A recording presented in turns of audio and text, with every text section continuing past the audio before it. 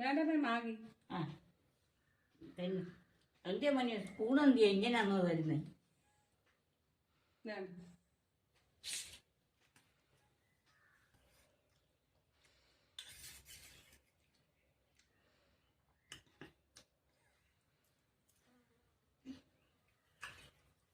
ചൂടുണ്ടില്ലയോ?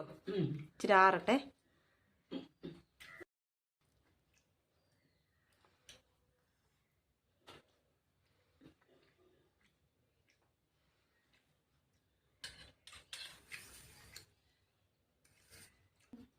വേണ്ടമേ ഇന്നലത്തെ ഉപ്പേരി.